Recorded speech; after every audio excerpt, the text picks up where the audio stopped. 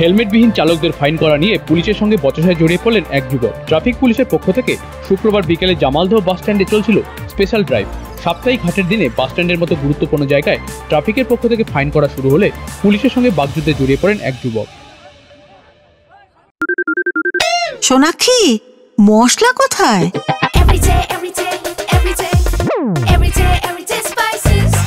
Everyday মশলা, দেশের স্বাদ। Ramakrishna IVF centre, মা হওয়ার স্বপ্ন পূরণ।